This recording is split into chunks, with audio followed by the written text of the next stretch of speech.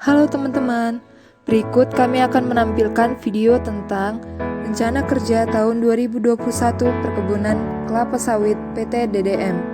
Adapun tugas ini diberikan oleh dosen pengampu kami yaitu Ibu Dwi Nurul Amalia SP MSc dan dikerjakan oleh kelompok kami yang beranggotakan Muhammad Hardi Dinata, Basria Efrida Haro, Nurul Rahma, Gracia Sianipar, dan Mario Sanjuan Naibaho. Perencanaan atau planning. Perencanaan merupakan proses dasar manajemen di dalam mengambil suatu keputusan dan tindakan.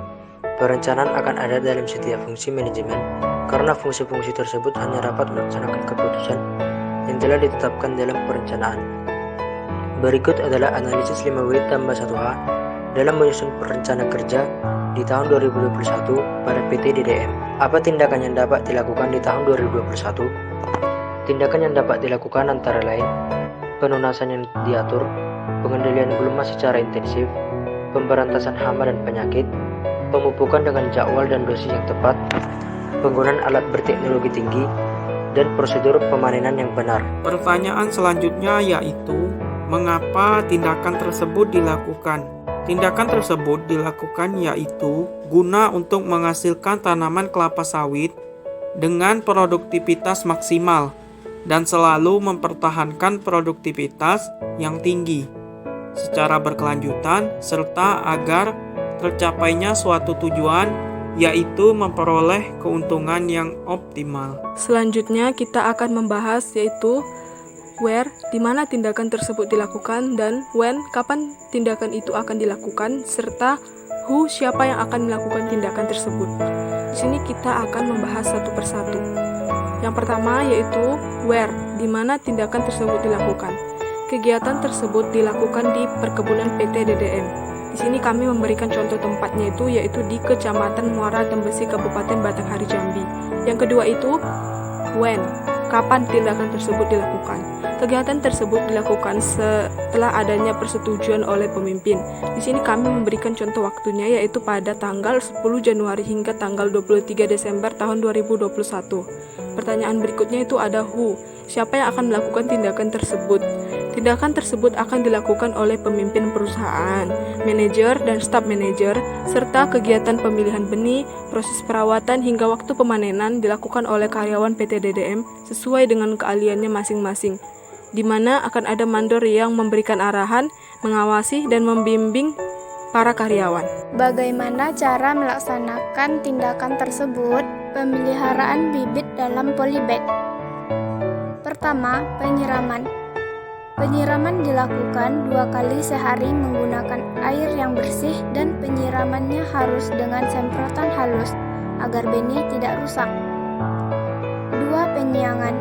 Jika terdapat gulma dalam polybag, segera dibersihkan atau disemprot dengan bioherbisida, di mana penyiangan gulma harus dilakukan 2-3 kali dalam sebulan atau disesuaikan dengan pertumbuhan gulma. 3. Pengawasan dan seleksi.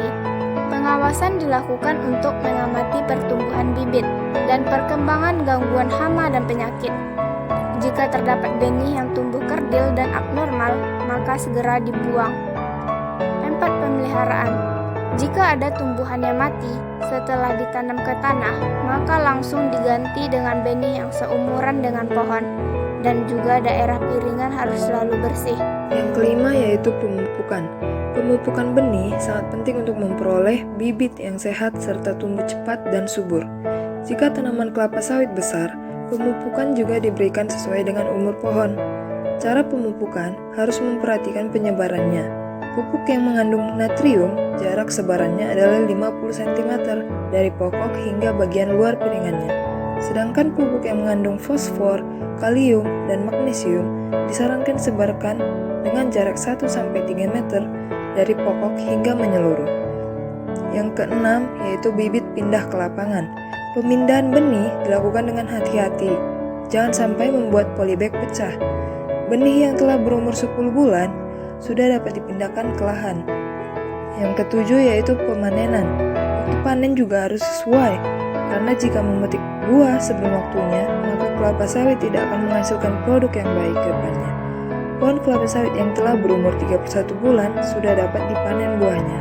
Adapun teknologi yang digunakan dalam perkebunan kelapa sawit, yaitu yang pertama traktor, yang kedua trailer, dan yang ketiga boiler. Baiklah, sekian dari video kami. Terima kasih.